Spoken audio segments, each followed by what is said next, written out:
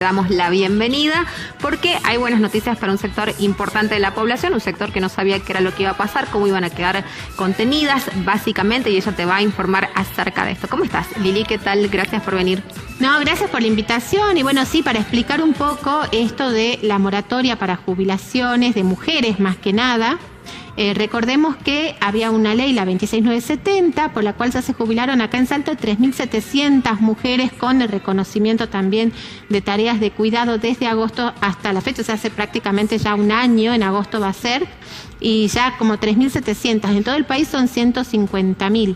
Ahora, ¿qué pasaba? Ya desde hace 3 años sabíamos que el 23 de julio del 2022 vencía la moratoria y lo veíamos así como una fecha muy lejana en el tiempo. Bueno, faltan muchos años, después faltan muchos meses y después falta...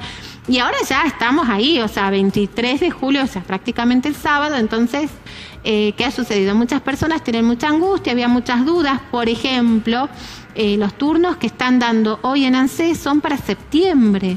Entonces, ¿qué pasa si yo tengo la edad para jubilarme, tengo 60 años, cuento con 20 años de aporte y necesito sí o sí comprar esta moratoria para completar 10 años y no tengo más remedio que usar esta moratoria? ¿Voy a poder ir en septiembre y hacer uso de esta moratoria? Era como muchas dudas, había millones de turnos en todo el país y un Congreso que no nos daba respuesta, ¿no? Recordemos que se había mandado por parte del oficialismo, más que nada impulsado por la vicepresidenta Cristina Fernández de Kirchner, un proyecto de lo que sería como una especie de ampliación de moratoria que como que sustituiría esta y logra tener media sanción en el Senado, pasa al Congreso y en el Congreso no logra ser aprobado, o sea, se aprueba lo del tema de la lo que es el monotributo y bueno, y otras leyes, pero esta no acompañó, digamos, la oposición. Entonces nos quedábamos ahí que ya se vencía el plazo y mucha gente iba a quedar afuera. En realidad, 1.500.000 personas, de las cuales la mayoría son mujeres,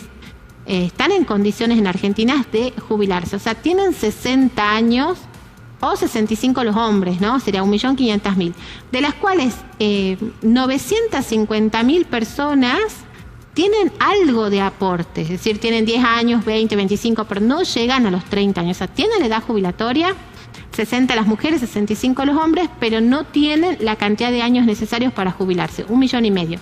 Y de los cuales 600.000 no tienen nada de aportes, absolutamente nada. Muchos. Sí, 600.000 personas que están en Argentina que cumplen 60 o 65 años y no se van a poder jubilar si no hay moratorias vigentes. Principalmente las mujeres, ¿no?, que tienen de 60 a 65 años, porque recordemos, tenemos la PUA. O sea, sí, la pensión universal adulto mayor, hombre o mujer, llega a los 65 años y el día del cumpleaños, sin necesidad de turno ni nada, se va con su DNI, el último DNI original, al ANSES, toca la puerta al guardia, llega, se siente y sale con la PUAM bajo el brazo.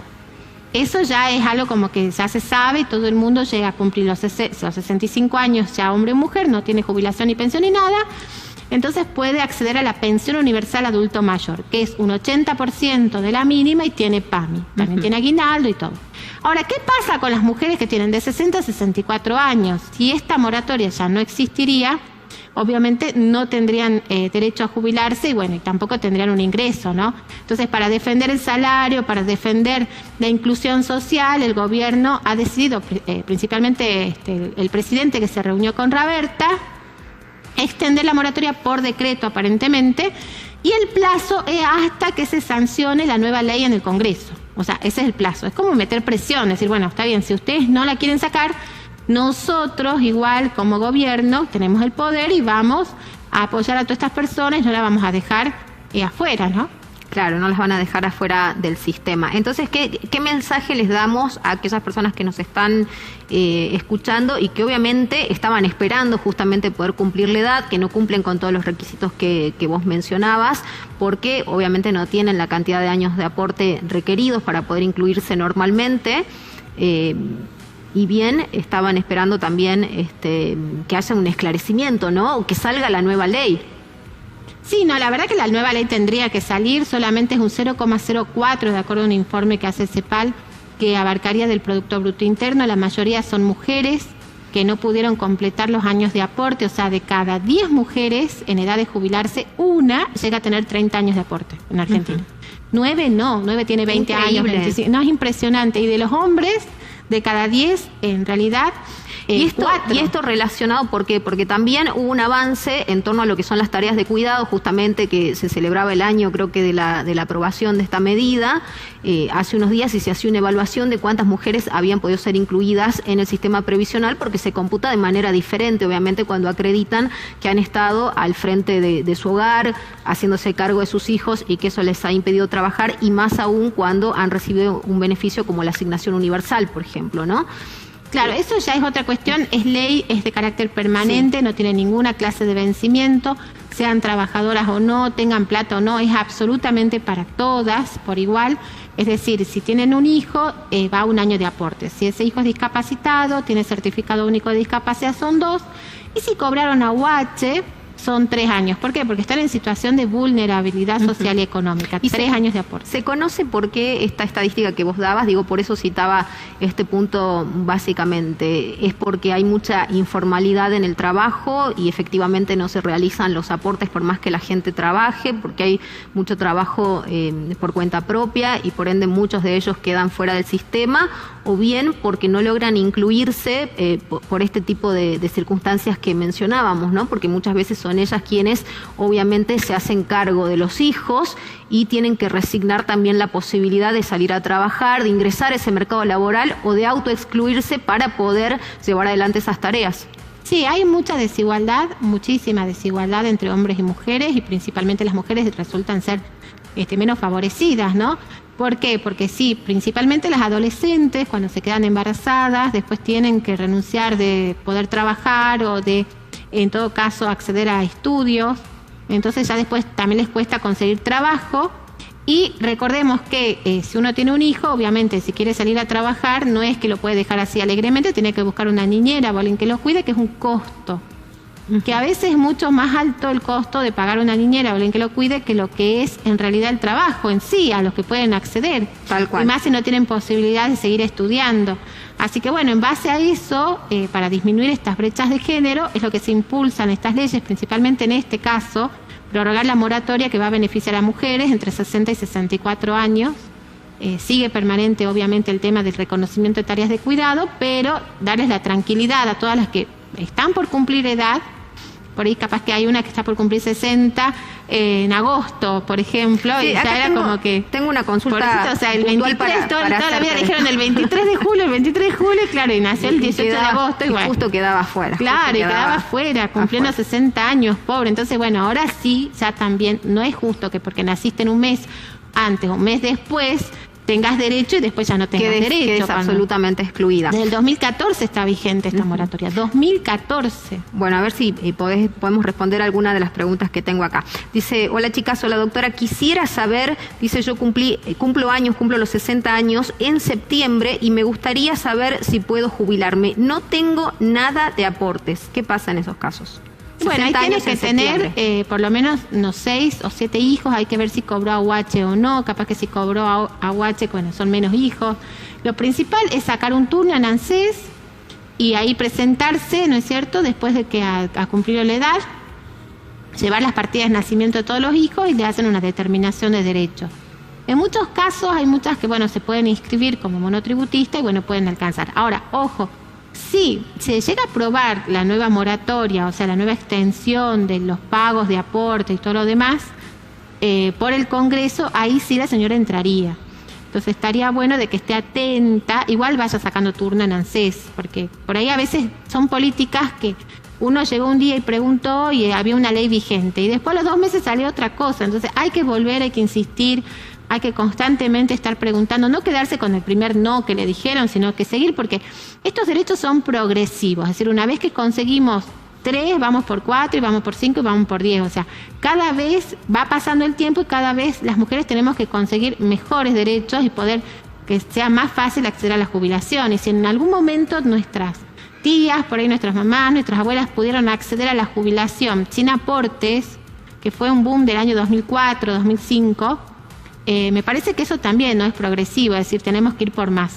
y no por menos. Entonces, si hoy en día la gente va cumpliendo, las mujeres van cumpliendo 60 años, también tendrán que tener la misma igualdad. ¿Y qué pasa con el financiamiento del sistema previsional, que además en el mundo está casi colapsado, porque obviamente nadie tenía previsto que seamos tan longevos, cada vez vivimos más, y eso pone también en riesgo a cualquier sistema, ¿no? Cualquier sistema económico. Sí, lamentablemente hay mucha desocupación, hay mucho trabajo informal, mucho trabajo en negro, hay muchos empleadores que no aportan. ¿Por qué no aportan? ¿Por qué la gente no se inscribe como monotributista cuando no es tan caro? ¿Por qué no hay una cultura de empezar a pagar los aportes?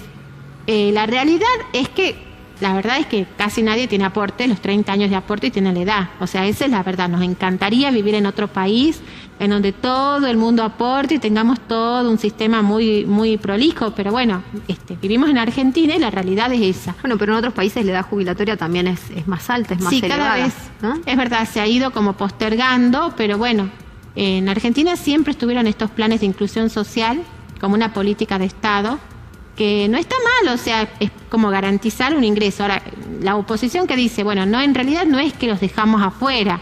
Estamos diciendo a las mujeres que si tienen 60 a 64 años, esperen a los 65, que ahí le vamos a dar la PUAM. Y ahí la PUAM es solamente para los que no tienen ingresos, es decir, solamente las personas que, en definitiva, es como que no tienen plata, son de escasos recursos, porque hay una evaluación socioeconómica, es decir, si tienen 2 propiedades, si tienen por ahí un auto 0 kilómetros, es decir, quedan afuera.